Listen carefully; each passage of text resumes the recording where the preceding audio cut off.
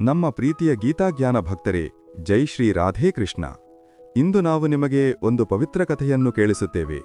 ಈ ಕಥೆಯನ್ನು ಕೇವಲ ಕೇಳುವುದರಿಂದಲೇ ನಿಮ್ಮ ಜೀವನದಲ್ಲಿ ಸುಖ, ಸಂಪತ್ತು ಮತ್ತು ಧನ ಸಮೃದ್ಧಿಯೂ ಹರಿದು ಬರುವುದು. ಆದ್ದರಿಂದ ಬನ್ನಿ, ನಾವು ಈ ದಿವ್ಯ ಕಥೆಯನ್ನು ಆರಂಭಿಸೋಣ ಪ್ರಿಯರೇ.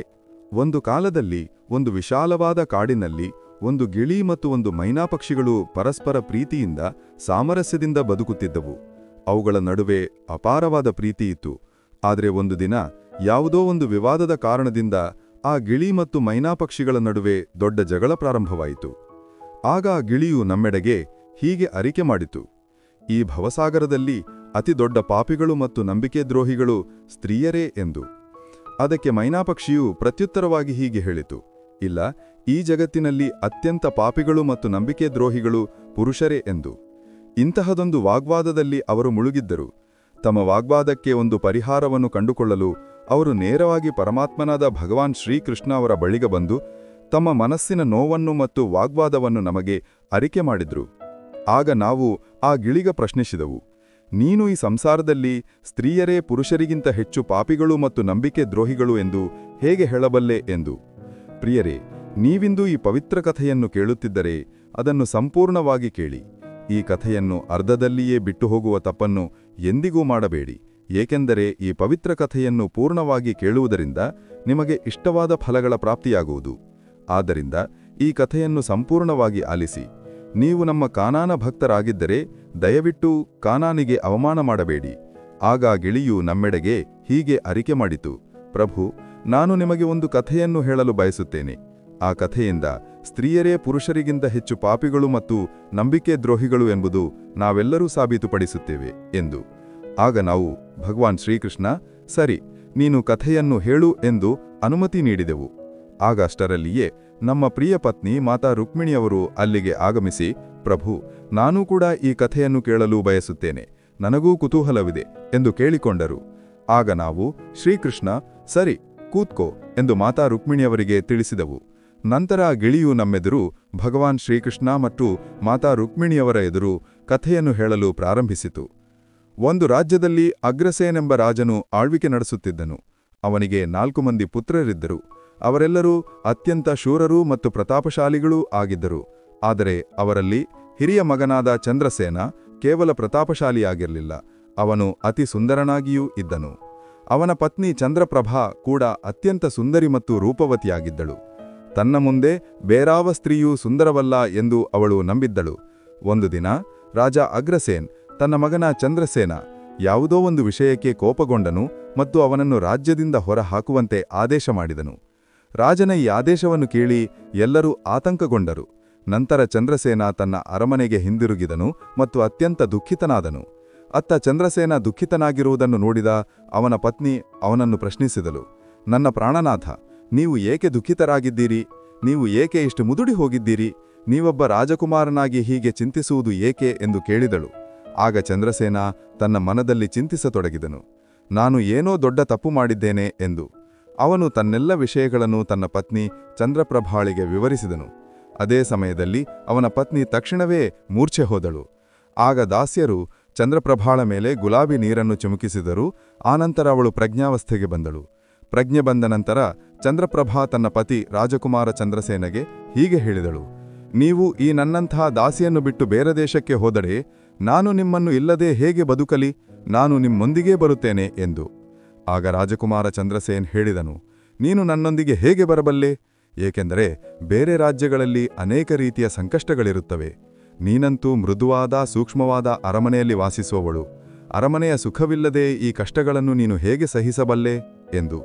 ಆಗ ರಾಜಕುಮಾರ ಚಂದ್ರಸೇನನ ಮಾತುಗಳನ್ನು ಕೇಳಿ ರಾಜಕುಮಾರಿ ಚಂದ್ರಪ್ರಭಾ ಹೀಗೆ ಹೇಳಿದಳು: ಪ್ರಿಯತಮ, ಬೇರೆ ರಾಜ್ಯದಲ್ಲಿ ಏನೇ ದುಃಖಗಳು ಬಂದರೂ ಅವೆಲ್ಲವೂ ನಮ್ಮ ಜೊತೆಗಿದ್ದರೆ ಸುಖದಂತೆಯೇ ಕಾಣುತ್ತವೆ. ಆದರೆ ನಿಮ್ಮಿಲ್ಲದೆ ಅರಮನೆಯ ಸುಖಗಳು ಕಾಡಿನ ದುಃಖಗಳಿಗಿಂತಲೂ ಹೆಚ್ಚು ಭಯಾನಕವಾಗಿ ಕಾಣುತ್ತವೆ ಎಂದು. ಆದ್ದರಿಂದ ನಾನು ನಿಮ್ಮೊಂದಿಗೇ ಬರುತ್ತೇನೆ ಎಂದು. ನಂತರ ಆ ಗಿಳಿಯು ನಮ್ಮೆಡೆಗೆ ಹೀಗೆ ಅರಿಕೆ ಮಾಡಿತು: ಪ್ರಭು, ರಾಜಕುಮಾರಿ ಚಂದ್ರಪ್ರಭಾಳ ಕಣ್ಣಿನಲ್ಲಿ ನೀರನ್ನು ನೋಡಿ ಚಂದ್ರಸೇನ ತನ್ನ ಮನದಲ್ಲಿ ಚಿಂತಿಸಿದನು: ಇವಳು ನನ್ನ ಇಲ್ಲದೆ ಬದುಕಲಾರಳು, ಆದ್ದರಿಂದ ಇವಳನ್ನು ಹೀಗೆ ತಳಮಳಿಸುತ್ತಾ ಬಿಟ್ಟು ಹೋಗುವುದು ಸರಿಯಲ್ಲ ಎಂದು. ಈ ಎಲ್ಲ ವಿಷಯಗಳನ್ನು ಯೋಚಿಸುತ್ತಾ ಚಂದ್ರಸೇನ ತನ್ನ ಪತ್ನಿ ಚಂದ್ರಪ್ರಭಾಳಿಗೆ ಹೀಗೆ ಹೇಳಿದನು: ನೀನು ದುಃಖಿತಳಾಗಬೇಡ, ನಾವು ನಿನ್ನನ್ನು ನಮ್ಮೊಂದಿಗೆ ಕರೆದುಕೊಂಡು ಹೋಗುತ್ತೇವೆ ಎಂದು. ಈ ಮಾತಿನಿಂದ ಚಂದ್ರಪ್ರಭಾ ಸಂತೋಷಗೊಂಡಳು ಮತ್ತು ತನ್ನ ಪತಿಯೊಂದಿಗೆ ಹೋಗಲು ಸಿದ್ಧತೆಗಳನ್ನು ಮಾಡಿಕೊಳ್ಳಲು ಪ್ರಾರಂಭಿಸಿದ್ದಳು. ಮರುದಿನ ಬೆಳಗ್ಗೆ ಅವರು ರಾಜ್ಯದಿಂದ ಹೊರಟು ಒಂದು ಕಾಡಿಗೆ ತಲುಪಿದರು. ಬಹಳ ದೂರ ನಡೆದು ಅವರು ದಣದಿದ್ದರು. ಆದ್ದರಿಂದ ಅವರು ಒಂದು ಆಲದ ಮರದ ಕೆಳಗೆ ವಿಶ್ರಾಂತಿ ಪಡೆಯಲು ನಿರ್ಧರಿಸಿದರು. ಅವರು ಬಹಳ ದಣದಿದ್ದರು. ತಂಪಾದ ಗಾಳಿಯ ಆಹ್ಲಾದಕರ ಸ್ಪರ್ಶಕ್ಕೆ ಅವರು ತಕ್ಷಣವೇ ನಿದ್ರೆಗೆ ಜಾರಿದರು. ಆದರೆ ಸ್ವಲ್ಪ ಸಮಯದ ನಂತರ ಅದೇ ಸ್ಥಳದಲ್ಲಿ ಒಂದು ಹಾವಿನ ವಿಷಪೂರಿತ ದಂಶನಕ್ಕೆ ಚಂದ್ರಪ್ರಭಾ ಒಳಗಾದಳು. ಆಗ ಆ ಗಿಳಿಯು ನಮಗೆ ಹೀಗೆ ಅರಿಕೆ ಮಾಡಿತು: ಓ ಪ್ರಭು, ಮುಂದೆ ಏನಾಯಿತು ಕೇಳಿ. ಹಾವು ಕಚ್ಚಿದ ತಕ್ಷಣವೇ ರಾಜಕುಮಾರಿ ತಳಮಳಿಸತೊಡಗಿದಳು ಮತ್ತು ಹಾವು ಹೋಗುತ್ತಿರುವುದನ್ನು ನೋಡಿ ಚಂದ್ರಸೇನ ತೀವ್ರವಾಗಿ ಚಡಪಡಿಸಿದನು. ನಂತರ ಸ್ವಲ್ಪ ಸಮಯದ ನಂತರ ರಾಜಕುಮಾರಿ ಮೃತಪಡಿದಳು. ಹೀಗೆ ಮೃತ ರಾಜಕುಮಾರಿಯನ್ನು ನೋಡಿ ಚಂದ್ರಸೇನ ಎತ್ತರದ ಧ್ವನಿಯಲ್ಲಿ ಅತ್ತು ಪ್ರಲಾಪಿಸತೊಡಗಿದನು. ನಂತರ ಚಂದ್ರಸೇನ ತನ್ನ ಮನದಲ್ಲಿ ಹೀಗೆ ಚಿಂತಿಸಿದನು: ನನ್ನ ಜೀವನ ಸಂಗಾತಿಯೇ ಸತ್ತು ಹೋದ ಮೇಲೆ ನಾನು ಬದುಕಿ ಏನು ಮಾಡಲಿ? ನಾನು ಇದೇ ಕಾಡಿನಲ್ಲಿ ನನ್ನ ಪ್ರಾಣಗಳನ್ನು ತ್ಯಾಗಿಸುತ್ತೇನೆ ಎಂದು. ಹೀಗೆ ಮನದಲ್ಲಿ ಯೋಚಿಸಿ ಅವನು ಚಂದ್ರಪ್ರಭಾಳ ಶವದ ಬಳಿಯಿಂದ ಎದ್ದು ಕಾಡಿನಿಂದ ಕಟ್ಟಿಗೆಗಳನ್ನು ಸಂಗ್ರಹಿಸಲು ಪ್ರಾರಂಭಿಸಿದನು. ಅವನು ಅತ್ತು ಹೇಳುತ್ತಿದ್ದನು: ನಾನು ಕೂಡ ಚಂದ್ರಪ್ರಭಾಳ ಚಿತೆಯಲ್ಲಿ ಸುಟ್ಟು ಸಾಯುತ್ತೇನೆ ಎಂದು. ಅದೇ ಸಮಯದಲ್ಲಿ ಸ್ವರ್ಗದಿಂದ ಒಬ್ಬ ದೇವದೂತನು ಅಲ್ಲಿಗೆ ಬಂದನು. ಚಂದ್ರಸೇನ ಅಳುತ್ತಿರುವುದನ್ನು ನೋಡಿ ಅವನ ಮನಸ್ಸಿನಲ್ಲಿ ದಯ ಹುಟ್ಟಿತು. ಅವನು ರಾಜಕುಮಾರ ಚಂದ್ರಸೇನನ ಬಳಿಗೆ ಹೋಗಿ, ನೀನು ಏಕೆ ಅಳುತ್ತಿದ್ದೀಯಾ? ನಿನ್ನ ದುಃಖವ್ಯಾನು ಎಂದು ಕೇಳಿದನು. ಆಗ ರಾಜಕುಮಾರ ಚಂದ್ರಸೇನ ಆ ದೇವದೂತನಿಗೆ ಹೇಳಿದನು: ನನ್ನ ದುಃಖವನ್ನು ಹೇಳುವ ಶಕ್ತಿ ನನಗಿಲ್ಲ.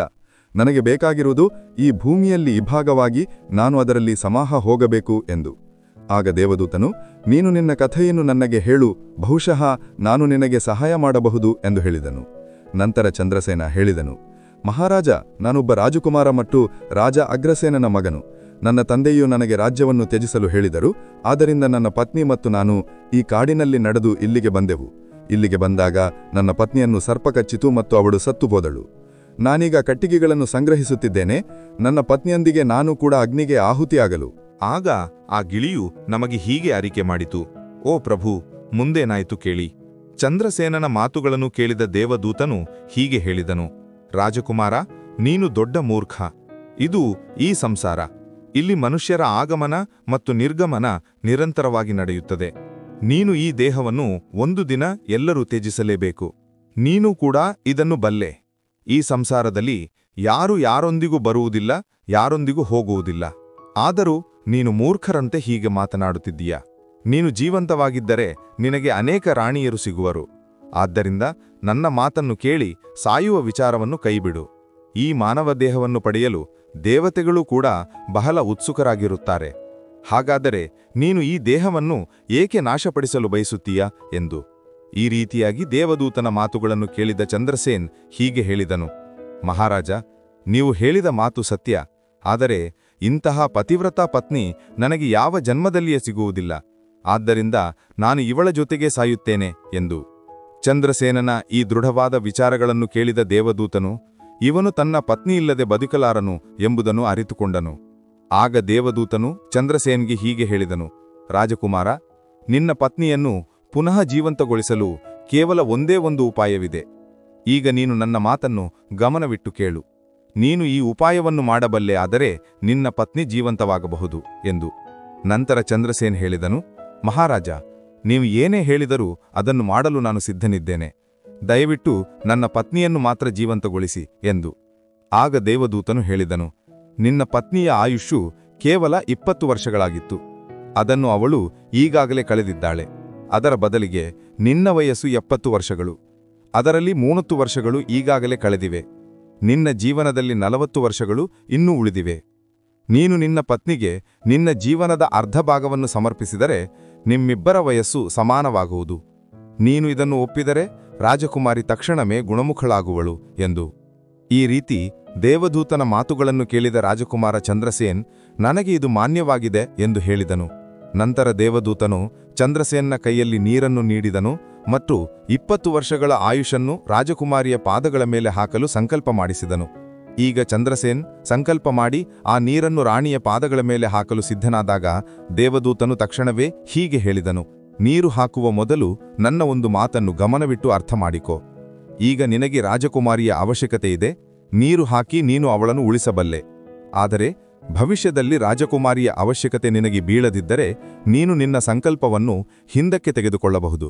ಮತ್ತು ನೀನು ಈ ಸಂಕಲ್ಪವನ್ನು ಹಿಂದಕ್ಕೆ ತೆಗೆದುಕೊಂಡರೆ ನಿನ್ನ ಪತ್ನಿಯು ತಕ್ಷಣವೇ ಸಾಯುವಳು. ಆದರೆ ಒಂದು ವಿಷಯವನ್ನು ಯಾವಾಗಲೂ ನೆನಪಿಡು, ಈ ಸಂಕಲ್ಪವನ್ನು ಯಾವಾಗಲೂ ಹಿಂದಕ್ಕೆ ತೆಗೆದುಕೊಳ್ಳಬಹುದು ಎಂಬ ವಿಷಯವನ್ನು ರಾಜಕುಮಾರಿಗೆ ಎಂದಿಗೂ ಹೇಳಬೇಡ. ಇಲ್ಲವಾದರೆ ನೀನು ನಿನ್ನ ಸಂಕಲ್ಪವನ್ನು ಹಿಂದಕ್ಕೆ ತೆಗೆದುಕೊಳ್ಳಲು ಸಾಧ್ಯವಾಗುವುದಿಲ್ಲ. ಯಾವಾಗಲೂ ನೆನಪಿಡು, ಜೀವನದಲ್ಲಿ ಕೆಲವು ವಿಷಯಗಳನ್ನು ಯಾವಾಗಲೂ ರಹಸ್ಯವಾಗಿಡಬೇಕು, ಏಕೆಂದರೆ ಕೆಲವೊಮ್ಮೆ ಈ ವಿಷಯಗಳು ಉಪಯುಕ್ತವಾಗಬಹುದು ಎಂದು. ಹೀಗೆ ಹೇಳಿ ಆ ರಾಣಿಯ ಮುಂದೆ ಬಾರದೆ ಆ ದೇವದೂತನು ಅಂತರ್ಧಾನನಾದನು. ಚಂದ್ರಪ್ರಭಾ ಪ್ರಜ್ಞಾವಸ್ಥೆಗೆ ಬಂದಳು. ಆಗ ಚಂದ್ರಸೇನ್ ರಾಜಕುಮಾರಿಗೆ ಹೀಗೆ ಹೇಳಿದನು, ನೀನು ಮಲಗಿದ್ದೆ ಮತ್ತು ಬಹಳ ದಣಿದಿದ್ದೆ, ಆದ್ದರಿಂದ ನಾನು ನಿನ್ನನ್ನು ಎಬ್ಬಿಸಲಿಲ್ಲ ಎಂದು. ಈ ರೀತಿಯಾಗಿ ರಾಜಕುಮಾರ ಚಂದ್ರಸೇನ್ ತನ್ನ ಪತ್ನಿಗೆ ಸರ್ಪ ಕಚ್ಚಿತ್ತು ಮತ್ತು ಅವಳು ಸತ್ತಿದ್ದಳು ಎಂಬ ಎಲ್ಲಾ ವಿಷಯಗಳನ್ನು ಮರೆಮಾಡಿದನು. ನಾನು ನಿನ್ನನ್ನು ಹೇಗೆ ಮತ್ತೆ ಜೀವಂತಗೊಳಿಸಿದೆ ಎಂಬ ಈ ಎಲ್ಲಾ ವಿಷಯಗಳನ್ನು ರಾಜಕುಮಾರನು ತನ್ನ ಪತ್ನಿಯಿಂದ ಮರೆಮಾಡಿದನು. ನಂತರ ಆ ಗಿಳಿಯು ನಮಗೆ ಹೀಗೆ ಅರಿಕೆ ಮಾಡಿತು, ಪ್ರಭು. ನಂತರ ಅವರಿಬ್ಬರು ಮುಂದೆ ಸಾಗಿದರು. ಹಲವು ದಿನಗಳ ನಂತರ ಅವರು ಅತ್ಯಂತ ಸುಂದರವಾದ ಸ್ಥಳವನ್ನು ನೋಡಿದರು. ಅಲ್ಲಿ ಒಬ್ಬ ಭಿಕ್ಷುಕನ ಕುಟೀರವಿತ್ತು. ಅವರು ಅಲ್ಲಿಗೆ ತಲುಪಿದಾಗ ಒಬ್ಬ ಸುಂದರ ಯುವಕ ಭಿಕ್ಷುಕನು ಶಾಂತವಾಗಿ ಕುಳಿತು ಸಾಧನೆ ಮಾಡುತ್ತಿರುವುದನ್ನು ಕಂಡರು. ಅವರಿಬ್ಬರು ಬಹಳ ದಣಿದಿದ್ದರು, ಆದ್ದರಿಂದ ಅವರು ಭಿಕ್ಷುಕನ ಬಳಿ ಕುಳಿತರು. ಆ ಸಮಯದಲ್ಲಿ ರಾಜಕುಮಾರನು ತನ್ನ ಪತ್ನಿಗೆ ಹೀಗೆ ಹೇಳಿದನು, ರಾಜಕುಮಾರಿ, ನಮಗೆ ಬಾಯಾರಿಕೆಯಾಗಿದೆ, ನಾವು ಬಾವಿಗೆ ಹೋಗಿ ನೀರು ಕುಡಿಯುತ್ತೇವೆ, ನಿನಗೂ ಬಾಯಾರಿಕೆಯಾಗಿದ್ದರೆ ನಿನಗೂ ನೀರು ತರುತ್ತೇವೆ ಎಂದು.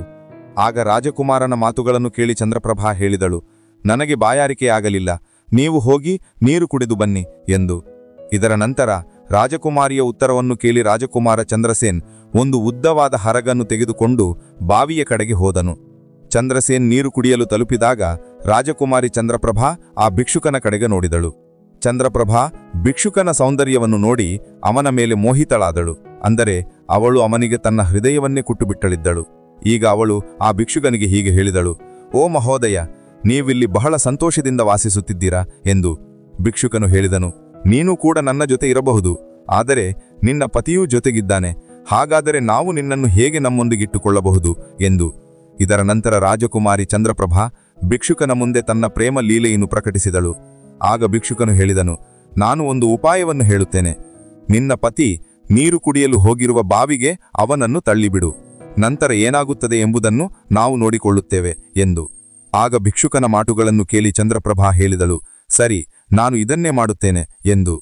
ಈಗ ಅಷ್ಟರಲ್ಲಿ ರಾಜಕುಮಾರ ಚಂದ್ರಸೇನ್ ನೀರು ಕುಡಿದು ರಾಜಕುಮಾರಿಯ ಬಳಿ ಬಂದನು. ಆಗ ಅವಳು ಹೇಳಲು ಪ್ರಾರಂಭಿಸಿದಳು, ನನಗೂ ಈಗ ಬಾಯಾರಿಕೆಯಾಗುತ್ತಿದೆ, ಬಾವಿಗೆ ಹಿಂದಿರುಗಿ ಹೋಗಿ ನನಗೂ ನೀರು ಕುಡಿಸು ಎಂದು. ಆಗ ರಾಜಕುಮಾರ ಚಂದ್ರಸೇನ್ ಹೇಳಿದನು, ನಾನು ನಿನ್ನನ್ನು ಮೊದಲೇ ಕೇಳಿದ್ದೆ, ಆಗ ನೀನು ನಿರಾಕರಿಸಿದ್ದೆ, ಪರವಾಗಿಲ್ಲ, ನಿನಗೆ ಬಾಯಾರಿಕೆಯಾಗಿದ್ದರೆ ನಾನು ಈಗಲೇ ನೀರು ತರುತ್ತೇನೆ ಎಂದು. ಆಗ ಚಂದ್ರಸೇನ್ ನೀರು ತರಲು ಹೊರಟಾಗ ಚಂದ್ರಪ್ರಭಾ ಕೂಡ ಅವನ ಜೊತೆ ಹೊರಟು, ನಾನು ಕೂಡ ನಿನ್ನ ಜೊತೆ ಬರುತ್ತೇನೆ ಎಂದು ಹೇಳಿದಳು. ಪಾಪ, ಚಂದ್ರಸೇನ್ ಅವಳ ಪ್ರೀತಿಯಲ್ಲಿ ಮರಳಾಗಿದ್ದನು. ಇವಳು ತನ್ನ ಪ್ರಾಣ ತೆಗೆಯಲು ತನ್ನ ಜೊತೆ ಬರುತ್ತಿದ್ದಾಳೆ ಎಂದು ಅವನಿಗೆ ಹೇಗೆ ತಿಳಿಯುತ್ತಿತ್ತು? ಪ್ರಿಯರೇ, ನಿಜಕ್ಕೂ ವಿದ್ವಾಂಸರು ಸತ್ಯವನ್ನು ಹೇಳುತ್ತಾರೆ, ಸ್ತ್ರೀಯರ ಚಾರಿತ್ರ್ಯವನ್ನು ದೇವತೆಗಳು ಕೂಡ ಅರಿಯಲು ಸಾಧ್ಯವಿಲ್ಲ. ಮನುಷ್ಯನ ಗತಿಯೇನು? ಅವರ ಜಾಲದಲ್ಲಿ ಉತ್ತಮ ಬುದ್ಧಿವಂತರೂ ಕೂಡ ಸಿಕ್ಕಿಬೀಳುತ್ತಾರೆ. ರಾಜಕುಮಾರ ಚಂದ್ರಸೇನ್ ಬಾವಿಗೆ ಹೋಗಿ ನೀರು ತುಂಬಲು ಬಿಂದಿಗೆಯನ್ನು ಹಾಕುತ್ತಿದ್ದಾಗ ಚಂದ್ರಪ್ರಭಾ ತನ್ನ ಪತಿಯಾದ ರಾಜಕುಮಾರ ಚಂದ್ರಸೇನನ್ನು ಹಿಂದಿನಿಂದ ತಳ್ಳಿದಳು. ಅವನನ್ನು ಬಾವಿಗೆ ತಳ್ಳಿ ತಾನು ಆ ಭಿಕ್ಷುಕನ ಬಳಿ ಹೋದಳು. ಆ ಭಿಕ್ಷುಕನು ರಾಜಕುಮಾರಿಯನ್ನು ತನ್ನೊಂದಿಗೆ ಕರೆದುಕೊಂಡು ಒಂದು ರಾಜ್ಯದಲ್ಲಿ ನೆಲೆಸಿದನು.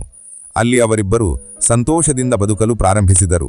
ಭಿಕ್ಷುಕನು ನಂತರ ಚಂದ್ರಪ್ರಭಾಳಿಗೆ ನೃತ್ಯ ಮತ್ತು ಗಾಯನವನ್ನು ಕಲಿಸಿದನು. ಇದರಿಂದ ಅವಳು ನರ್ತಕಿಯಾಗಿ ಪ್ರಸಿದ್ಧಳಾದಳು. ನಿಧಾನವಾಗಿ ಆ ರಾಜಕುಮಾರಿ ಆ ಇಡೀ ನಗರದಲ್ಲಿ ಪ್ರಸಿದ್ಧಳಾದಳು. ಈ ರೀತಿ ಚಂದ್ರಪ್ರಭಾಳ ನೃತ್ಯ ಮತ್ತು ಗಾಯನದಿಂದ ಆ ಭಿಕ್ಷುಕನಿಗೆ ಲಕ್ಷಾಂತರ ರೂಪಾಯಿಗಳು ಸಂಪಾದನೆಯಾದವು. ರಾಜಕುಮಾರಿಯು ಕೂಡ ಆ ಭಿಕ್ಷುಕನೊಂದಿಗೆ ಮೌಜಿನಲ್ಲಿ ಬದುಕಲು ಪ್ರಾರಂಭಿಸಿದಳು. ಯಾವ ಸಮಯದಲ್ಲಿ ಚಂದ್ರಪ್ರಭಾ ತನ್ನ ಪತಿ ಚಂದ್ರಸೇನನ್ನು ಬಾವಿಗೆ ತಳ್ಳಿದಳು, ಆ ಸಮಯದಲ್ಲಿ ಒಂದು ಸರಪಳಿಯು ಕಾಕತಾಳೀಯವಾಗಿ ಬಾವಿಯಲ್ಲಿ ತೂಗುತ್ತಿತ್ತು. ಅದನ್ನು ಚಂದ್ರಸೇನ್ ಹಿಡಿದಿದ್ದನು ಮತ್ತು ಅದನ್ನು ಹಿಡಿದುಕೊಂಡು ಬಾವಿಯಲ್ಲಿ ತೂಗಾಡುತ್ತಿದ್ದನು. ಈಶ್ವರನನ್ನು ನೆನೆಸಿ ಅವನು ಹೀಗೆ ಯೋಚಿಸಿದನು, ನನ್ನ ಪ್ರೀತಿಯ ಶಿಕ್ಷೆಯೇ ಇದು ಎಂದು. ಸ್ವಲ್ಪ ಸಮಯದ ನಂತರ ಬಂಜಾರರ ಒಂದು ದೊಡ್ಡ ದಂಡ ಅಲ್ಲಿಗೆ ಆಗಮಿಸಿತು. ಆ ದಂಡಿನಲ್ಲಿದ್ದ ಒಬ್ಬ ಬಂಜಾರನು ಬಿಂದಿಗೆಯನ್ನು ತೆಗೆದುಕೊಂಡು ಬಾವಿಯ ನೀರನ್ನು ತುಂಬಲು ಪ್ರಾರಂಭಿಸಿದನು. ಅವನು ನೀರನ್ನು ತುಂಬಲು ಬಿಂದಿಗೆಯನ್ನು ಬಾವಿಗೆ ಹಾಕಿದಾಗ ಚಂದ್ರಸೇನ್ ತನ್ನ ಕೈಯಿಂದ ಆ ಬಿಂದಿಗೆಯನ್ನು ಹಿಡಿದುಕೊಂಡನು. ಇದನ್ನು ನೋಡಿದ ಬಂಜಾರನು ಆಶ್ಚರ್ಯಗೊಂಡು, ನೀನು ಯಾರು ಎಂದು ಕೇಳಿದನು. ರಾಜಕುಮಾರ ಚಂದ್ರಸೇನ್ ಹೇಳಿದನು, ಸಹೋದರ, ನಾನು ಆಪತ್ತಿನಲ್ಲಿ ಸಿಕ್ಕಬಿಟ್ಟಿದ್ದೇನೆ.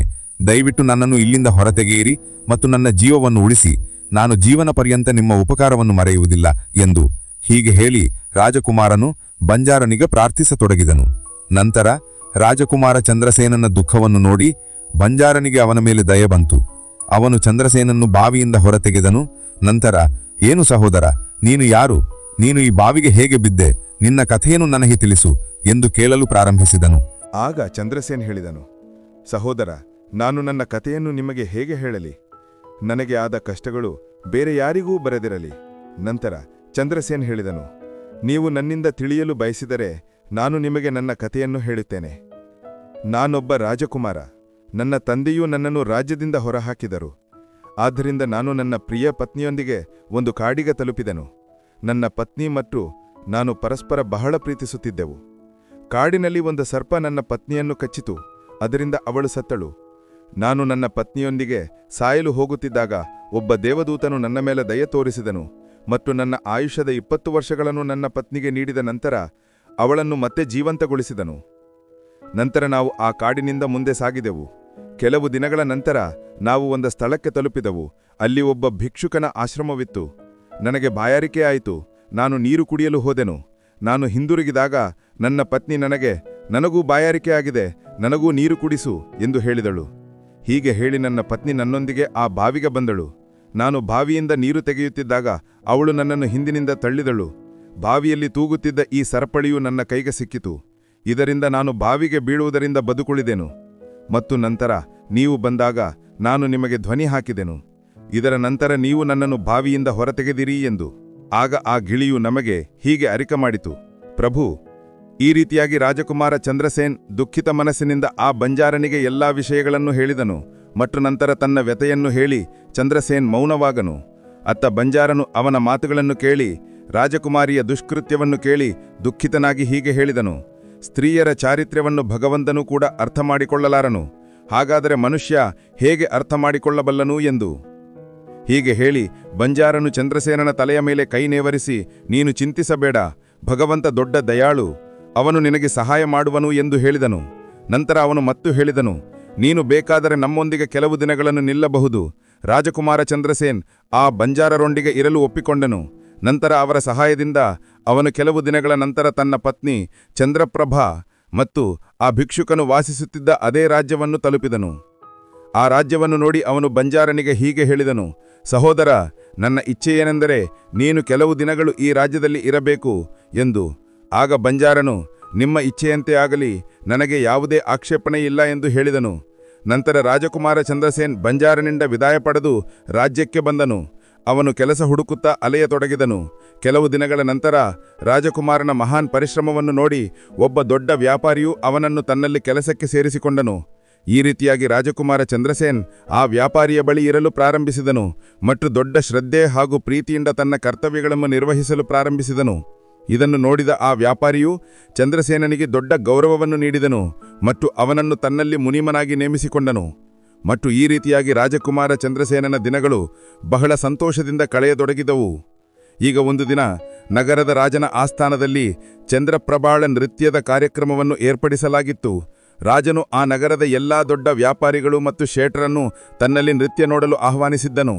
ರಾಜಕುಮಾರಿ ಚಂದ್ರಪ್ರಭಾಳ ನೃತ್ಯ ಪ್ರಾರಂಭವಾಗುವಾಗ ನಗರದ ಎಲ್ಲಾ ವ್ಯಾಪಾರಿಗಳು, ಶೇಠರು ಮತ್ತು ಸಾಹುಕಾರರು ರಾಜನ ಆಸ್ಥಾನವನ್ನು ತಲುಪಿದರು. ರಾಜಕುಮಾರ ಚಂದ್ರಸೇನ್ ಕೂಡ ರಾಜಕುಮಾರಿಯ ನೃತ್ಯ ಮತ್ತು ಗಾಯನದ ಹೊಗಳಿಕೆಯನ್ನು ಕೇಳಿದ್ದನು. ಅವನೂ ಕೂಡ ಈ ನೃತ್ಯವನ್ನು ನೋಡಬೇಕೆಂದು ಯೋಚಿಸಿದನು. ಅವನು ತನ್ನ ಶೇಠನೊಂದಿಗೆ ರಾಜನ ಆಸ್ಥಾನಕ್ಕೆ ತಲುಪಿದನು. ರಾಜಕುಮಾರಿ ಅಪ್ಸರೆಯಂತೆ ನೃತ್ಯ ಮಾಡಿದಳು ಮತ್ತು ತನ್ನ ಇಂಪಾದ ಧ್ವನಿಯಲ್ಲಿ ಹಲವು ಸುಂದರ ರಾಗಗಳನ್ನು ಪ್ರಸ್ತುತಪಡಿಸಿದಳು. ಅವಳ ಗಾಯನವನ್ನು ಕೇಳಿ ಸಭೆಯಲ್ಲಿದ್ದ ಎಲ್ಲರೂ ಆಶ್ಚರ್ಯಚಕಿತರಾದರು ಮತ್ತು ಎಲ್ಲರೂ ಅನೇಕ ಬಹುಮಾನಗಳನ್ನು ನೀಡಿದರು. ಇದರ ಜೊತೆಗೆ ರಾಜನಿಂದ ಹಿಡಿದು ಪ್ರಜೆಗಳವರೆಗೆ ಎಲ್ಲರೂ ಅವಳನ್ನು ಪ್ರಶಂಸಿಸಿದರು. ರಾಜಕುಮಾರ ಚಂದ್ರಸೇನ್ ತನ್ನ ಕೈಯಲ್ಲಿದ್ದ ವಜ್ರದ ಉಂಗರವನ್ನು ತೆಗೆದು ಆ ಉಂಗರವನ್ನು ಚಂದ್ರಪ್ರಭಾಳಿಗೆ ಉಡುಗೊರೆಗೆ ನೀಡಿದನು. ಇದರ ನಂತರ ಚಂದ್ರಪ್ರಭಾ ಆ ಉಂಗರವನ್ನು ಗುರುತಿಸಿದಳು ಮತ್ತು ಮನದಿನಲ್ಲಿಯೇ ಹೀಗೆ ಹೇಳಲು ತೊಡಗಿದಳು, ಇದು ಬಹಳ ದೊಡ್ಡ ಆಶ್ಚರ್ಯವಾಯಿತು.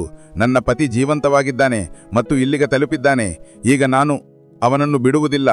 ಆದ್ದರಿಂದ ಅವನನ್ನು ಕೊಲ್ಲಿಸಲು ನಾನು ಏನಾದರೂ ಮಾಡಬೇಕು ಎಂದು ಅವಳು ಮನದಿನಲ್ಲಿ ಚಿಂತಿಸಿದಳು.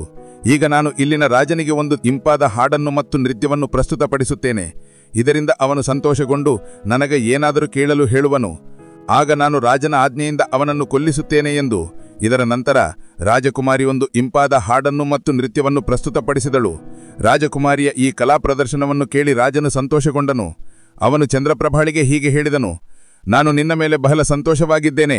ನೀನು ನನ್ನಿಂದ ಏನು ಕೇಳುತ್ತೀಯಾ ಎಂದು. ಆಗ ರಾಜಕುಮಾರಿ ಹೇಳಿದಳು, ನೀವು ನನ್ನ ಮೇಲೆ ಪ್ರಸನ್ನರಾಗಿದ್ದರೆ ಮೊದಲು ನನಗೆ ವಚನ ನೀಡಿರಿ. ನಂತರ ನಾನು ಏನು ಕೇಳುತ್ತೇನೆಯೋ ಅದನ್ನೇ ನೀವು ನನಗೆ ನೀಡಬೇಕು. ನಂತರ ಚಂದ್ರಪ್ರಭಾ ಹೇಳಿದಳು, ಈ ಸಭೆಯಲ್ಲಿ ನನ್ನೊಬ್ಬ ಕಳ್ಳನಿದ್ದಾನೆ, ದಯವಿಟ್ಟು ಅವನಿಗೆ ಗಲ್ಲು ಶಿಕ್ಷೆಯನ್ನು ನೀಡಿರಿ ಎಂದು. ರಾಜನು ಆ ಕಳ್ಳನನ್ನು ನನ್ನ ಮುಂದೆ ಕರೆದು ತನ್ನಿರಿ ಎಂದು ಹೇಳಿದನು. ಚಂದ್ರಪ್ರಭಾ ಚಂದ್ರಸೇನನ ಕೈ ಹಿಡಿದು ಅವನನ್ನು ರಾಜನ ಮುಂದೆ ಕರೆದುಕೊಂಡು ಹೋದಳು. ರಾಜನು ತನ್ನ ಸೈನಿಕರಿಗೆ ಆದೇಶಿಸಿದನು, ಈ ಕಳ್ಳನನ್ನು ಜಲ್ಲಾದರ ಬಳಿಗೆ ಕರೆದುಕೊಂಡು ಹೋಗಿ ಮತ್ತು ಅವನಿಗೆ ಗಲ್ಲು ಹಾಕಿರಿ ಎಂದು. ಇದೇ ಸಮಯದಲ್ಲಿ ಚಂದ್ರಸೇನನ ಶೇಟ ಕೂಡ ಅಲ್ಲಿಗೆ ತಲುಪಿದನು. ಅವನು ಭಯಗೊಂಡು ಚಂದ್ರಸೇನನ ಬಳಿಗೆ ಹೋಗಿ, ನೀನು ಏನು ಕದ್ದಿದ್ದೀಯಾ ಈ ನರ್ತಕಿಯಿಂದ? ಇದರಿಂದ ಅವಳು ನಿನ್ನನ್ನು ಕೊಲ್ಲಲು ಬಯಸುತ್ತಿದ್ದಾಳೆ ಎಂದು ಕೇಳಿದನು. ಚಂದ್ರಸೇನ್ ತನ್ನ ಮಾಲೀಕನಿಗೆ ಹೇಳಿದನು, ಮಾಲೀಕ, ನಾನು ಏನು ಕದ್ದಿಲ್ಲ. ನೀವು ಈ ರಾಜನಿಗೆ ಕೇವಲ ನನ್ನ 2 ಮಾತುಗಳನ್ನು ಕೇಳಲು ಹೇಳಿ, ಇದರಿಂದ ನನ್ನ ಜೀವ ಉಳಿಯಬಹುದು ಎಂದು. ಈಗ ಚಂದ್ರಸೇನನ ಮಾಲೀಕ ಇದನ್ನು ಕೇಳಿ ತನ್ನ ಸಹವರ್ತಿ ವ್ಯಾಪಾರಿಗಳು ಮತ್ತು ಸಾಹುಕಾರರ ಬಳಿಗೆ ಹೋದನು ಮತ್ತು ಎಲ್ಲರೂ ಸೇರಿ ಸಮಾಲೋಚನೆ ಮಾಡಿದರು. ಅವರು ಹೀಗೆ ಹೇಳಿದರು, ಸ್ನೇಹಿತರೆ, ರಾಜನು ನ್ಯಾಯ ಮಾಡಬೇಕು, ಇಲ್ಲವಾದರೆ ನಾವೆಲ್ಲರೂ ಈ ನಗರವನ್ನು ಬಿಟ್ಟು ಬೇರೆಲ್ಲಿಗಾದರೂ ಹೋಗಬೇಕು ಎಂದು. ಮತ್ತು ಈ ರೀತಿಯಾಗಿ ಎಲ್ಲಾ ವ್ಯಾಪಾರಿಗಳು ರಾಜನ ಬಳಿಗೆ ಹೋಗಿ ಹೀಗೆ ಹೇಳಲು ತೊಡಗಿದರು, ರಾಜರೇ, ನಮ್ಮ ಮುನಿಂ ನಿರ್ದೋಷಿ, ಅವನನ್ನು ಕೊಲ್ಲಲು ನಿಮ್ದು ಆದೇಶವಿದೆ. ಅವನು ತನ್ನ 2 ಮಾತುಗಳನ್ನು ನಿಮಗೆ ಹೇಳಲು ಬಯಸುತ್ತಿದ್ದಾನೆ. ನಂತರವೂ ನಿಮಗೆ ಅವನು ಅಪರಾಧ ಮಾಡಿದ್ದಾನೆ ಎಂದು ಅನಿಸಿದರೆ ಅವನಿಗೆ ಗಲ್ಲು ಹಾಕಬಹುದು. ಆದರೆ ಅವನು ಹೇಳುತ್ತಾನೆ, ನಾನು ಸಾಯುವ ಮೊದಲು ರಾಜನು ನನ್ನ 2 ಮಾತುಗಳನ್ನು ಖಂಡಿತವಾಗಿಯೂ ಕೇಳಬೇಕು ಎಂದು. ನಂತರ ರಾಜನು ವ್ಯಾಪಾರಿಗಳ ಮಾತನ್ನು ಕೇಳಿ, ಸರಿ, ಮುನಿಮನನ್ನು ಕರೆಸಿ ಎಂದು ಹೇಳಿದನು. ಚಂದ್ರಸೇನನನ್ನು ಕರೆದುಕೊಂಡು ರಾಜನ ಮುಂದೆ ತರಲಾಯಿತು ಮತ್ತು ರಾಜನು, ನೀನು ಏನು ಹೇಳಲು ಬಯಸುತ್ತೀಯೋ ಅದನ್ನು ನನ್ನ ಮುಂದೆ ಹೇಳು ಎಂದು ಹೇಳಿದನು. ಆಗ ರಾಜಕುಮಾರ ಚಂದ್ರಸೇನ್ ಹೇಳಿದನು, ಮಹಾರಾಜ, ನಾನು ಏನು ತಪ್ಪು ಮಾಡಿದ್ದೇನೆ? ಇದರಿಂದ ನೀವು ನನ್ನ ಕೊಲೆಯ ಆದೇಶವನ್ನು ನೀಡಿದ್ದೀರಿ. ನಂತರ ಅವನ ಮಾತನ್ನು ಕೇಳಿ ರಾಜನು ಹೇಳಿದನು, ನೀನು ಈ ನರ್ತಕಿಯ ಕಳ್ಳನು ಎಂದು. ಆಗ ಚಂದ್ರಸೇನ್ ಹೇಳಿದನು, ಇಲ್ಲ ಮಹಾರಾಜ, ನಾನು ಈ ಕುಲ್ಟ ಸ್ತ್ರೀಯ ಪತಿ. ಇವಳು ನನ್ನನ್ನು ಬಾವಿಗೆ ತಳ್ಳಿ ಒಬ್ಬ ಭಿಕ್ಷುಕನ ಜೊತೆ ಹೋಗಿದ್ದಾಳೆ. ರಾಜಕುಮಾರಿ ಚಂದ್ರಪ್ರಭಾ ಮಾತು ಕೆಡಿಸುತ್ತಿದ್ದಾಳೆ ಎಂದು ಅರ್ಥ ಮಾಡಿಕೊಂಡಳು. ಆಗ ಅವಳು ರಾಜನಿಗೆ ಹೀಗೆ ಹೇಳಿದಳು, ಮಹಾರಾಜ, ನಾನು ಕುಲ್ಟ ಅಲ್ಲ, ಇವನು ಸುಳ್ಳು ಹೇಳುತ್ತಿದ್ದಾನೆ. ಇವನು ಯಾರು ಎಂದು ನನಗೆ ತಿಳಿದಿಲ್ಲ. ಇವನು ನನ್ನ ಕಳ್ಳನು, ನನಗೆ ಇಷ್ಟೇ ತಿಳಿದಿದೆ ಎಂದು. ನಂತರ ರಾಜಕುಮಾರ ಚಂದ್ರಸೇನ್ ಹೇಳಿದನು, ಮಹಾರಾಜ, ಸರಿ, ಇವಳು ನನ್ನ ಪತ್ನಿಯಲ್ಲದಿದ್ದರೆ ನಾನು ದಾರಿಯಲ್ಲಿ ಬಿಟ್ಟಿದ್ದ ಆ ಎಲ್ಲಾ ವಸ್ತುಗಳನ್ನು ನನ್ನ ಅಮಾನತು ರೂಪದಲ್ಲಿ ನನಗೆ ಹಿಂದಿರುಗಿಸಲಿ. ರಾಜಕುಮಾರನು ತನ್ನ ಅಮಾನತನ್ನು ಹಿಂದಿರುಗಿಸುವ ಮಾತನ್ನು ಆಡಿದಾಗ ಚಂದ್ರಪ್ರಭಾ ಇದನ್ನು ಒಪ್ಪಿಕೊಂಡಳು. ಆಗ ಚಂದ್ರಸೇನ್ ಹೇಳಿದನು, ಒಳ್ಳೆಯದು, ಈಗ ನೀನು ನಿನ್ನ ಕೈಯಲ್ಲಿ ನೀರನ್ನು ತೆಗೆದುಕೋ, ನಮ್ಮ ನ್ಯಾಯವು ಇದೇ ಸಭೆಯಲ್ಲಿ ಆಗುವುದು ಎಂದು. ನೀರನ್ನು ತೆಗೆದುಕೊಂಡು ಅವನು ಅದನ್ನು ನೆಲದ ಮೇಲೆ ಇಟ್ಟು ಹೇಳಿದನು, ನಾನು ನಿನಗೆ ದಾರಿಯಲ್ಲಿ ನೀಡಿದ್ದ ಆ ವಸ್ತುವನ್ನು ನಾನು ಈಗ ಹಿಂದಿರುಗಿಸುತ್ತಿದ್ದೇನೆ ಎಂದು. ಚಂದ್ರಪ್ರಭಾ ಕೂಡ ನೀರನ್ನು ತೆಗೆದುಕೊಂಡು ಹೇಳಿದಳು, ಅವನು ನನಗೆ ದಾರಿಯಲ್ಲಿ ನೀಡಿದ್ದ ಆ ವಸ್ತುವನ್ನು ನಾನು ಈಗ ಹಿಂದಿರುಗಿಸುತ್ತಿದ್ದೇನೆ ಎಂದು. ಅವಳು ತನ್ನ ಕೈಗಳ ನೀರನ್ನು ಬಿಟ್ಟ ತಕ್ಷಣವೇ ರಾಜಕುಮಾರಿಯ ಪ್ರಾಣ ಹಾರಿಹೋಯಿತು. ಈ ದೃಶ್ಯವನ್ನು ನೋಡಿ ಅಲ್ಲಿ ನೆರೆದಿದ್ದ ಜನರು ದಿಗ್ಭ್ರಮೆಗೊಂಡರು. ಆಗ ರಾಜನು ಇದನ್ನು ನೋಡಿ ಆತಂಕಗೊಂಡು ಚಂದ್ರಸೇನ್ಗೆ ಹೇಳಿದನು, ಇದು ಹೇಗೆ ಆಯಿತು? ನನಗೆ ಈ ಸತ್ಯವನ್ನು ಹೇಳು ಎಂದು. ಆಗ ರಾಜಕುಮಾರ ಚಂದ್ರಸೇನ್ ತನ್ನ ಕಥೆಯನ್ನು ಪ್ರಾರಂಭಿಸಿದನು. ತನ್ನ ಜೀವನದ ಎಲ್ಲ ಘಟನೆಗಳನ್ನು ತೆರೆದಿಟ್ಟು ತನ್ನನ್ನು ದೇಶದಿಂದ ಹೊರಹಾಕಿದ್ದರಿಂದ ಹಿಡಿದು ಇಲ್ಲಿಯವರೆಗಿನ ಎಲ್ಲಾ ಘಟನೆಗಳನ್ನು ಹೇಳಿದನು. ರಾಜನು ಎಲ್ಲವನ್ನೂ ಕೇಳಿ ಚಂದ್ರಸೇನನ್ನು ತನ್ನ ಅಪ್ಪಿಕೊಂಡನು ಮತ್ತು ತನ್ನ ಮಗಳ ಮದುವೆಯನ್ನು ಚಂದ್ರಸೇನನೊಂದಿಗೆ ಮಾಡಿಸಿದನು. ಆ ಗಿಳಿಯು ನಮಗೆ ಹೀಗೆ ಅಡಿಕೆ ಮಾಡಿತು, ಪ್ರಭು, ನಾನು ಈ ಕಥೆಯನ್ನು ಕೇಳಿಸಿದೆ. ನಾನು ಕೂಡ ಸ್ತ್ರೀಯರನ್ನು ದ್ವೇಷಿಸುತ್ತೇನೆ ಮತ್ತು ಈ ಸಂಸಾರದಲ್ಲಿ ಸ್ತ್ರೀಯರು ಪುರುಷರಿಗಿಂತ ಹೆಚ್ಚು ಪಾಪಿಗಳು ಮತ್ತು ನಂಬಿಕೆ ದ್ರೋಹಿಗಳು ಎಂದು ನಾನು ಹೇಳಬಲ್ಲೆ ಎಂದು. ಈ ಕಥೆಯು ಎಲ್ಲರನ್ನೂ ಆಶ್ಚರ್ಯದಲ್ಲಿ ಮುಳುಗಿಸಿತು. ಮಾತಾ ರುಕ್ಮಿಣಿಯವರು ನಮ್ಮೆಡೆಗೆ ಹೀಗೆ ಹೇಳಿದಳು, ಪ್ರಭು, ಗಿಳಿಯು ಸತ್ಯ ಹೇಳುತ್ತಿದೆ ಎಂದು ನನಗೆ ಅನಿಸುತ್ತದೆ. ಆದರೆ ಎಲ್ಲಾ ಸ್ತ್ರೀಯರಲ್ಲಿ 1-2 ಮಂದಿ ಮಾತ್ರ ನೈತಿಕ ಮೌಲ್ಯಗಳು ಮತ್ತು ಪ್ರಾಮಾಣಿಕತೆ ಇಲ್ಲದವರಾಗಿರಬಹುದು. ಆದರೆ ಪುರುಷರಲ್ಲಿಯೂ ಕೂಡ ಇಂಥ ಕೆಲವು ಪಾಪಿಗಳು ಮತ್ತು ನಂಬಿಕೆ ದ್ರೋಹಿಗಳು ಇರಬಹುದು ಎಂದು. ಆಗ ನಾವು, ಭಗವಾನ್ ಶ್ರೀಕೃಷ್ಣ, ಸರಿ, ಹಾಗಾದರೆ ಮೈನಾ, ನೀನು ಈ ಮಾತನ್ನು ಹೇಗೆ ಸಾಬೀತುಪಡಿಸುತ್ತೀಯಾ ಎಂದು ಕೇಳಿದವು. ಮೈನಾ ಪಕ್ಷಿಯು ಹೇಳಿತು, ಪ್ರಭು, ನಾನೂ ಕೂಡ ಒಂದು ಕಥೆಯನ್ನು ಹೇಳುತ್ತೇನೆ. ಇದರಿಂದ ಸ್ತ್ರೀಯರಿಗಿಂತ ಪುರುಷರೇ ಹೆಚ್ಚು ಪಾಪಿಗಳು ಮತ್ತು ನಂಬಿಕೆ ದ್ರೋಹಿಗಳು ಎಂಬುದು ಸ್ಪಷ್ಟವಾಗುವುದು ಎಂದು. ಒಂದು ಹಳ್ಳಿಯಲ್ಲಿ ಒಂದು ಕುಟುಂಬ ವಾಸಿಸುತ್ತಿತ್ತು. ಅದು ಬಹಳ ಧನವಂತವಾಗಿತ್ತು ಮತ್ತು ಆ ಧನವಂತನಾದ ಶೇಠನ ಮಗ ಒಂದು ಅದ್ಭುತ ರೀತಿಯ ವ್ಯಕ್ತಿಯಾಗಿದ್ದನು. ಶೇಠನ ಮಗನೊಬ್ಬ ಜೂಜುಕೋರನಾಗಿದ್ದನು. ಶೇಠನು ಅವನ ಬಗ್ಗೆ ಯೋಚಿಸಿ ತೊಂದರೆಗೊಳಗಾಗಿದ್ದನು. ಒಂದು ದಿನ ಅವನು ಜೂಜು ಆಡುತ್ತಿದ್ದನು. ಅದೇ ದಿನ ಅವನ ತಂದೆ ನಿಧನರಾದರು. ಆದರೂ ಅವನು ಜೂಜು ಆಡುವುದನ್ನು ನಿಲ್ಲಿಸಲಿಲ್ಲ. ಬದಲಿಗೆ ತಂದೆಯ ಮರಣದ ನಂತರ ಅವನು ಮನಸೋ ಇಚ್ಛೆ ಜೂಜು ಆಡತೊಡಗಿದನು ಮತ್ತು ಎಲ್ಲವನ್ನೂ ಕಳೆದುಕೊಂಡನು. ನಂತರ ಅವನು ತನ್ನ ಹಳ್ಳಿಯುಂಡ ದೂರ ಹೋಗಿ ಒಂದು ಶೇಠನ ಮನೆಗೆ ತಲುಪಿದನು ಮತ್ತು ಶೇಠನಿಗೆ ಹೇಳಿದನು, ನನಗೆ ಬಹಳ ಬಾಯಾರಿಕೆಯಾಗಿದೆ, ನನಗೆ ಒಂದು ಲೋಟ ನೀರು ಸಿಗುವುದೇ ಎಂದು. ಆಗ ಶೇಠನು ಆ ಯುವಕನನ್ನು, ನೀನು ಯಾರು, ನೀನು ಏನು ಮಾಡುತ್ತೀಯ ಮತ್ತು ಎಲ್ಲಿಂದ ಬಂದಿದ್ದೀಯಾ ಎಂದು ಕೇಳಿದನು. ಇದರ ಉತ್ತರವಾಗಿ ಆ ಯುವಕನು ಹೇಳಿದನು, ನಾನೊಬ್ಬ ವ್ಯಾಪಾರಿ ಮತ್ತು ಇಲ್ಲಿಂದ ಹೋಗುತ್ತಿದ್ದೆ, ಆದ್ದರಿಂದ ನೀರು ಕುಡಿದು ಹೋಗೋಣ ಎಂದು ಯೋಚಿಸಿದೆ ಎಂದು. ಆಗ ಶೇಠನು, ನೀನು ಯಾವ ವ್ಯಾಪಾರ ಮಾಡುತ್ತೀಯಾ ಎಂದು ಕೇಳಿದನು. ಆಗ ಯುವಕನು ಹೇಳಿದನು, ವ್ಯಾಪಾರ ಮಾಡುವಾಗ ನನ್ನ ಸಾಮಾನು ಸಮುದ್ರ ಬಳಿ ಬಿದ್ದು ಹೋಯಿತು, ಆದ್ದರಿಂದ ನೀವು ನನಗೆ ಏನಾದರೂ ಸಹಾಯ ಮಾಡಿದರೆ ಒಳ್ಳೆಯದು ಎಂದು.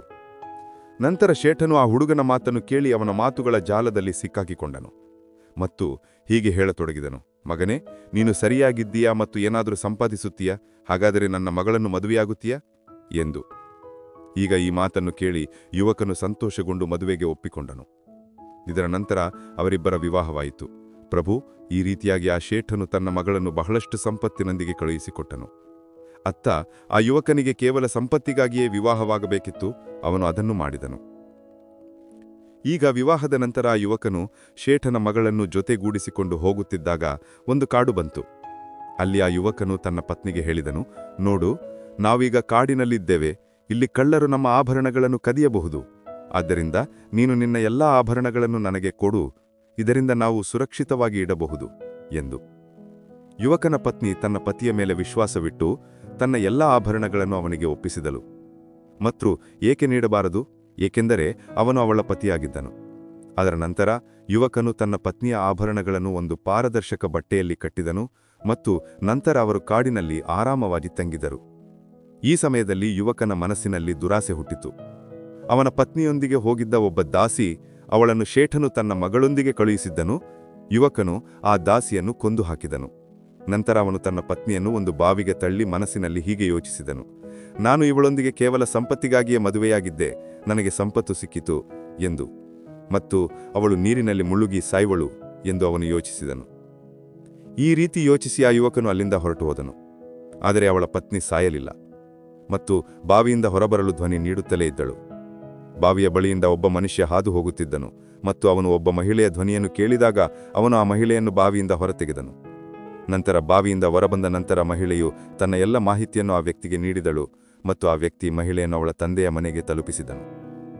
ಈಗ ಮಹಿಳೆಯು ತಂದೆಯ ಮನೆಗೆ ತಲುಪಿದಾಗ ಅವಳ ತಂದೆಯು, ನಿನಗೆ ಏನಾಯಿತು ಎಂದು ಕೇಳಿದನು. ಮಹಿಳೆಯು ಹೇಳಿದಳು, ತಂದೆಯೇ, ಕಾಡಿನಲ್ಲಿ ಕೆಲವು ಕಳ್ಳರು ನಮ್ಮ ಮೇಲೆ ದಾಳಿ ಮಾಡಿದ್ದರು ಮತ್ತು ದಾಸಿಯನ್ನು ಕೊಂದು ಹಾಕಿದ್ದರು, ನನ್ನನ್ನು ಬಾವಿಗೆ ತಳ್ಳಿದರು ಮತ್ತು ಪತಿಯ ಬಗ್ಗೆ ಏನೂ ತಿಳಿಯಲಿಲ್ಲ ಎಂದು. ಮಗಳ ಮಾತುಗಳನ್ನು ಕೇಳಿ ಶೇಠಜಿ ಹೇಳಿದರು, ಪರವಾಗಿಲ್ಲ, ಭಗವಂತ ಎಲ್ಲವನ್ನೂ ಸರಿ ಮಾಡುತ್ತಾನೆ ಎಂದು. ಮೈನಾ ಪಕ್ಷಿಯು ನಮಗೆ ಹೀಗೆ ಹೇಳಿತು, ಪ್ರಭು, ಈ ಜಗತ್ತಿನಲ್ಲಿ ಪುರುಷರೇ ನಂಬಿಕೆ ದ್ರೋಹಿಗಳು ಮತ್ತು ಪಾಪಿಗಳಾಗಿರಬಹುದು. ಈಗ ನ್ಯಾಯದ ತೀರ್ಪು ನಿಮ್ಮ ಕೈಯಲ್ಲಿದೆ. ನಾನು ಕೂಡ ಒಂದು ಕಥೆಯನ್ನು ಕೇಳಿಸಿದೆ, ಗಿಳಿಯೂ ಕೂಡ ಒಂದು ಕಥೆಯನ್ನು ಕೇಳಿಸಿತು. ಈಗ ನೀವೇ ನ್ಯಾಯವನ್ನು ಮಾಡಿರಿ. ಅವನು ತನ್ನ ಪತ್ನಿಯನ್ನು ಕೊಂದು ಎಲ್ಲ ಸಾಮಾನುಗಳನ್ನು ತೆಗೆದುಕೊಂಡು ಹೋದನು. ಈಗ ಗಿಳಿ ಮತ್ತು ಮೈನಾ ಪಕ್ಷಿಗಳ ಕಥೆಗಳನ್ನು ಕೇಳಿದ ನಾವು ಭಗವಾನ್ ಶ್ರೀಕೃಷ್ಣ ಹೀಗೆ ಹೇಳಿದವು, ಸರಿ ಗಿಳಿ ಮತ್ತು ಮೈನಾ, ನಾನು ನಿಮ್ಮ ಕಥೆಗಳನ್ನು ಗಮನವಿಟ್ಟು ಕೇಳಿದ್ದೇನೆ. ಈಗ ನಾನು ನಿಮಗೆ ನ್ಯಾಯ ಮಾಡುತ್ತೇನೆ. ನಿಜಕ್ಕೂ ಈ ಸಂಸಾರದಲ್ಲಿ ಸ್ತ್ರೀ ಮತ್ತು ಪುರುಷರಲ್ಲಿ ಹೆಚ್ಚು ಪಾಪಿಗಳು ಅಥವಾ ನಂಬಿಕೆ ದ್ರೋಹಿಗಳು ಯಾರು ಎಂಬುದು ನನಗೆ ಸ್ಪಷ್ಟವಾಗಿದೆ. ಶ್ರೀಕೃಷ್ಣ ಹೇಳುತ್ತಾರೆ, ಯಾವುದೇ ಸಂಶಯವಿಲ್ಲದೆ ಇದು ಸತ್ಯ. ಮನುಷ್ಯನ ಆಲೋಚನೆಯು ತನ್ನ ಮಟ್ಟಕ್ಕಿಂತ ಕೆಳಕ್ಕೆ ಇಳಿಯಬಹುದು. ಅದೇ ಪಾಪಿ ಮತ್ತು ನಂಬಿಕೆ ದ್ರೋಹಿಯಾಗಲು ಮಾಡುತ್ತದೆ, ಅದು ಸ್ತ್ರೀಯಾಗಲಿ ಅಥವಾ ಪುರುಷನಾಗಲಿ. ಮನುಷ್ಯನು ಯಾವುದೇ ರೀತಿಯ ಪಾಪವನ್ನು ಮಾಡುವ ಮೊದಲು ಅದು ಸರಿಯೋ ಅಥವಾ ತಪ್ಪೋ ಎಂದು ಯೋಚಿಸಬೇಕು. ಪಾಪಿ ಮತ್ತು ನಂಬಿಕೆ ದ್ರೋಹಿಯಾಗಲು ಯಾವುದೇ ಜಾತಿ ಇರುವುದಿಲ್ಲ, ಅದು ಮನುಷ್ಯನ ಆಲೋಚನೆ ಮತ್ತು ಕೃತಿಗಳ ಫಲಿತಾಂಶವಾಗಿರುತ್ತದೆ. ಪ್ರಿಯರೇ, ನಿಜಕ್ಕೂ ಮನುಷ್ಯನ ಆಲೋಚನೆಯು ತನ್ನ ಮಟ್ಟಕ್ಕಿಂತ ಕೆಳಕ್ಕೆ ಇಳಿಯಬಹುದು ಮತ್ತು ಇದೇ ಅವನನ್ನು ಪಾಪಿ ಮತ್ತು ನಂಬಿಕೆ ದ್ರೋಹಿಯನ್ನಾಗಿ ಮಾಡುತ್ತದೆ. ನಮ್ಮ ಪ್ರೀತಿಯ ಭಕ್ತರೇ, ನಾವು ನಿಮಗೆ ಮಾರ್ಗದರ್ಶಿಸಿದ ಈ ಪವಿತ್ರ ಕಥೆಯು ನಿಮ್ಮ ಅಂತರಂಗವನ್ನು ಬೆಳಗಿಸಿದೆ ಎಂದು ಭಾವಿಸುತ್ತೇವೆ. ನಿಮ್ಮ ಜೀವನ ಪಯಣದಲ್ಲಿ ಸತ್ಯದ ದಾರಿಯಲ್ಲಿ ನಡೆಯಲು ಇದು ಸ್ಫೂರ್ತಿ ನೀಡಲಿ. ನಮ್ಮ ಈ ಗೀತಾಜ್ಞಾನ ಕುಟುಂಬದ ಭಾಗವಾಗಲು ನಮ್ಮ ಚಾನಲ್ ಅನ್ನು ಸಬ್ಸ್ಕ್ರೈಬ್ ಮಾಡಿ, ಈ ವಿಡಿಯೋವನ್ನು ಲೈಕ್ ಮಾಡಿ ಮತ್ತು ನಿಮ್ಮ ಅಮೂಲ್ಯವಾದ ಪ್ರತಿಕ್ರಿಯೆಗಳನ್ನು ಜೈ ಶ್ರೀ ರಾಧೆ ಕೃಷ್ಣ ಎಂದು ಕಾಮೆಂಟ್ ವಿಭಾಗದಲ್ಲಿ ಹಂಚಿಕೊಳ್ಳಿ. ನಿಮ್ಮ ಭಕ್ತಿಯ ದಾರಿಯಲ್ಲಿ ನಾವೆಂದಿಗೂ ನಿಮ್ಮ ಜೊತೆ ಇರುತ್ತೇವೆ. ಜೈ ಶ್ರೀ ರಾಧೆ ಕೃಷ್ಣ.